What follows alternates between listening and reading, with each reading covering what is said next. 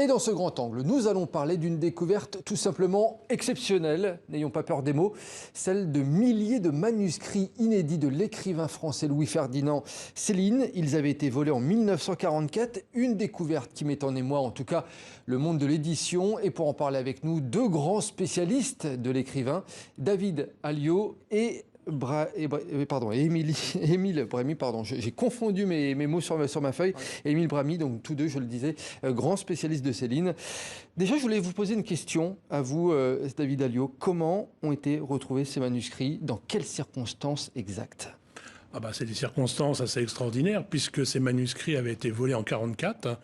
La famille les avait gardés, ils les ont donnés à une personne qui, après les avoir gardés lui-même 15 ans, auprès de lui, a pris contact avec les ayants droit de Céline suite à la mort de Lucette Détouche en 2018. Donc c'est des papiers qui avaient disparu depuis 75 ans.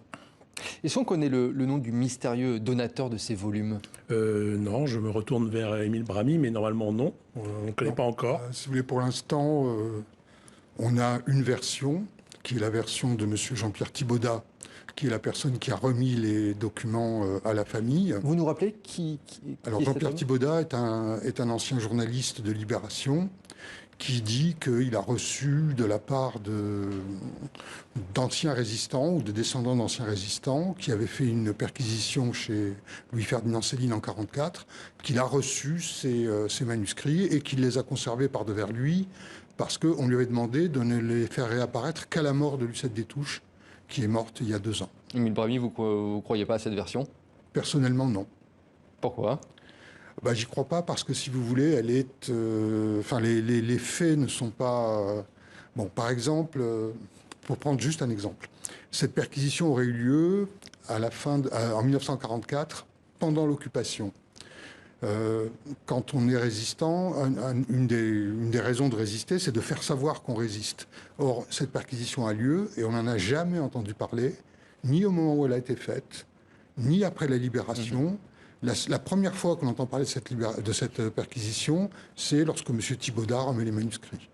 Et j'imagine mal qu'un tel acte, avec les conséquences qu'il a, puisse passer totalement inaperçu pendant 75 ans, alors que la biographie de Céline est connue quasiment heure par heure. Donc... David Alliot, on avait dit justement que ces manuscrits avaient été volés, justement. Ça, on savait qu'ils avaient été volés, parce que l'appartement de Céline a été pillé à la Libération, en août 1944 à Paris. Lorsqu'il fuyait la France pour le Danemark. Alors, il est parti au mois de juin. Il est parti au mois de juin pour l'Allemagne, après pour gagner le Danemark, et l'appartement a été pillé officiellement au mois d'août, à la Libération de Paris. Donc ça, c'était parfaitement connu de l'historiographie célinienne, mais pendant 75 ans, aucun papier n'a fait surface. Donc il y avait 2 solutions. Soit ces papiers dormaient quelque part dans une famille, soit ils avaient été détruits. À titre personnel, je faisais partie de ceux qui pensaient qu'ils étaient perdus et détruits. Émile Bramy, ici présent, avait fait des recherches et il pensait qu'ils avaient été conservés. Son intuition était la bonne. Bravo à lui. Émile Bramy, justement, je voulais vous poser la question. Vous les recherchiez, ces textes, depuis des années? Alors, il se trouve qu'il y a, en 1997... j'ai acheté au fils de Maître Tixévigny-en-Cour le dossier Céline. Et donc il y avait tous les actes de procédure qui avaient été faits autour de Céline. Et il y avait en plus des dossiers, on va dire, parallèles.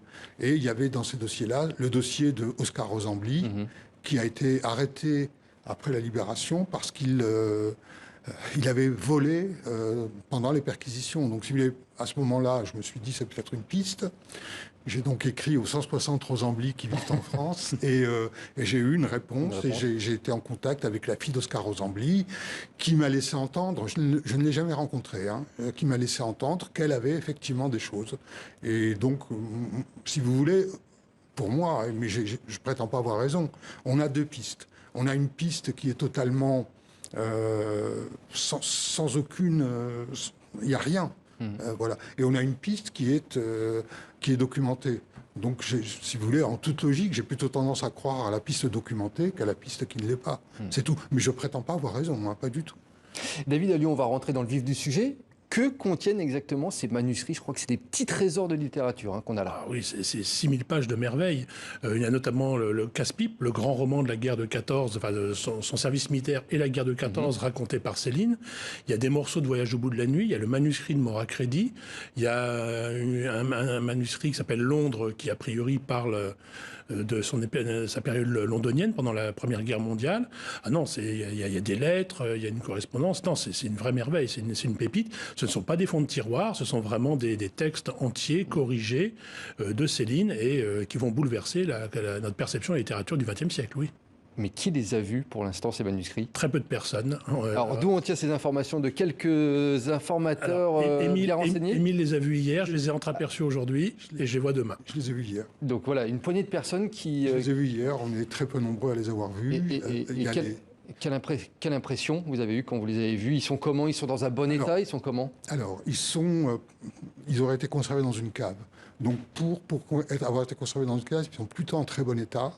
Ils sont très lisibles pour la plupart, sachant que, par ailleurs, l'écriture de Céline est illisible, elle. Et si vous voulez, enfin, pour moi, ça a été une émotion inouïe. On est certain que ce sont des vrais?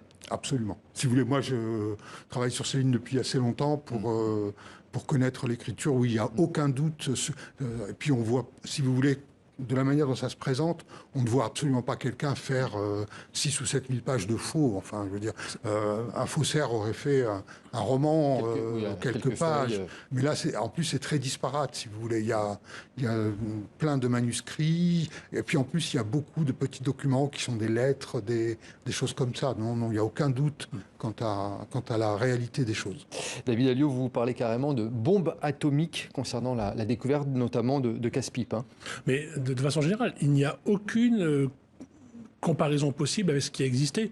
On a retrouvé, par exemple, dans le passé, des manuscrits de Kerouac ou le manuscrit du Marquis de Sade. Le dernier événement littéraire en date, c'était les 75 feuillets de Marcel Proust. 75 feuillets. Là, on parle de 6000 pages. Donc, il n'y a aucune comparaison possible dans le monde littéraire, de l'édition depuis toujours, quoi. Donc on est vraiment dans quelque chose d'assez extraordinaire et on parle d'un des plus grands écrivains français du XXe siècle, Céline, qui est le plus grand écrivain français avec Proust. Donc oui, c'est une bombe atomique. Retrouver ça 75 ans après, intact, 6000 pages d'un écrivain majeur, il n'y a pas d'équivalence. Oui, et puis ce ne sont pas des ragotons, Oui, c'est-à-dire voilà. que ce sont des romans. C'est pas des brouillons, c'est pas des petits bouts, il y a au moins 2 romans complets. Il y a 6 ou 7 chapitres inédits de Voyage au bout de la nuit. Enfin, il y a des choses tout à fait extraordinaires.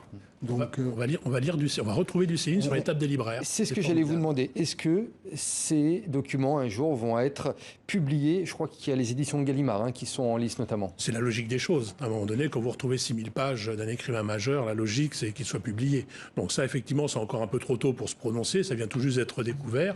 Mais effectivement, la logique, c'est que ce soit publié. Après, c'est les ayants droit qui décideront. Alors, l'œuvre de Céline est admirée à travers le monde. Vous le disiez, c'est un des écrivains français les plus lus. Pourtant, Céline traîne une réputation assez sulfureuse, notamment pour son goût pour la provocation. Il avait un racisme assez décomplexé. Comment vous expliquez que aujourd'hui, l'œuvre a pris le pas sur l'homme? Avec Céline, c'est toujours très compliqué parce qu'on a affaire, si vous voulez, en France, on a un esprit à peu près, on essaie d'avoir un esprit cartésien. Un grand écrivain doit être un génie absolument parfait. Il doit être, je sais pas, de gauche, avec des engagements humanitaires, etc. Là, on a un très grand écrivain. Ça, nul ne le conteste. D'un point de vue du style, c'est un grand écrivain. Et qui a écrit des horreurs racistes, antisémites, des pamphlets antisémites abominables. Donc on a affaire à un génie qui est peut-être une ordure humaine. Donc c'est le grand paradoxe de Céline, c'est ça. C'est ce qui fait son charme aussi, malheureusement. Émile Bramy, Céline, il était moderne, anti-moderne. C'est ça, la grande force de Céline? je crois que sa grande force, c'est d'être absolument inclassable. C'est-à-dire que, comme tous les génies, il est totalement en contradiction avec ce qui précède, et surtout, il n'a pas d'héritier. C'est-à-dire qu'un génie, c'est une apparition unique. Et il y a beaucoup d'imitateurs, et souvent les imitations sont catastrophiques, il faut dire les choses comme elles sont. Mais il est totalement unique. C'est-à-dire que personne n'a écrit comme lui avant, personne n'a écrit comme lui après. Qu'est-ce qu'elle avait justement de spécial, cette écriture ? C'est une écriture, en fait, c'est quelqu'un qui a totalement déstructuré la phrase. C'est-à-dire qu'il a supprimé les conjonctions de coordination. Moi, j'ai une expression, je dis que Céline a vaporisé la langue. Voilà. Et je trouve que c'est... Il avait un parler plus populaire, c'est ça que vous voulez dire? Alors, le parler populaire, l'argot, il le dit lui-même, c'est quelque chose dont il saupoudre ses textes. C'est juste... Mais il dit lui-même, quand on met dans la cuisine trop de poivre, c'est pas bon. Donc, non, c'est vraiment quelqu'un qui a une... Et puis, si je peux parler juste pour moi, c'est quelqu'un qui exprime le monde, pour moi, comme parfaitement, et comme je serais tout à fait incapable de l'exprimer moi. Donc, si vous voulez, pour moi, c'est un écrivain majeur, quoi. David Alliot, si nos téléspectateurs veulent découvrir l'œuvre de Céline, par quoi doivent-ils commencer? Alors, il y a deux grandes écoles chez les Céliniens, c'est Voyage au bout de la nuit. Je parle pour moi. Grand classique. Grand classique. Voilà. Et Émile Bramy, ici présent, vous direz Maura Crédit. Donc on prend les deux. On peut prendre les deux, c'est au format de poche, ça ne ruinera pas le lecteur. Et avec Voyage au... Alors c'est vrai que Voyage au bout de la nuit est peut-être encore un petit peu classique dans sa forme, dans la trame, alors que Maura Crédit est beaucoup plus novateur dans la langue et dans la structure. Mais les deux sont des ouvrages absolument extraordinaires. C'est-à-dire, à mon avis, il est plus facile d'entrer dans l'œuvre par Voyage au bout de la nuit. Mais si on veut lire vraiment du Céline, c'est Maura Crédit. Voilà, j'allais vous demander lequel était le plus simple, on va dire, pour commencer. Non, pour entrer dans l'œuvre, indiscutablement Voyage au bout de la nuit, parce que si vous voulez, la révolution stylistique n'est pas encore faite dans Voyage au bout de la nuit. Elle se fait à partir de Maura Crédit. Est-ce qu'à votre avis, un jour, l'œuvre de Céline pourrait être adaptée au cinéma ou à la télévision? C'est le dernier Far West, entre guillemets, célinien. C'est la dernière chose qui manque. Émile Bramy a sorti un livre, d'ailleurs, là-dessus, sur Céline au cinéma. Et il y a eu beaucoup de tentatives, mais on espère maintenant qu'il va y avoir une actualité assez formidable dans les 10 ans à venir sur Céline. On espère que ça va lancer une dynamique pour une adaptation de Voyage au bout de la nuit au cinéma. On espère voir ça, en tout cas. Pourquoi ça n'a pas encore existé jusqu'à maintenant? Alors, ça n'a pas encore existé parce qu'il y a un certain nombre de conditions. La première condition, c'est que désormais, c'est un film en costume, donc il coûte très cher, mais avec les trucages, ça coûte un peu moins cher. Et puis, c'est surtout parce que c'est un texte qui repose sur le style. Donc, il faut déjà écrire un scénario, et il faut trouver un metteur en scène qui, cinématographiquement, va trouver l'équivalent du style de Céline. C'est-à-dire, il faut trouver un génie cinématographique qui va arriver à adapter à un génie littéraire. Et ça, c'est très compliqué. Merci, messieurs, en tout cas, d'avoir partagé ce soir votre passion pour Louis-Ferdinand Céline avec nous sur le plateau de TV5 Monde. Merci, David Alliot. Et merci Émile Bramy. Merci à tous les deux.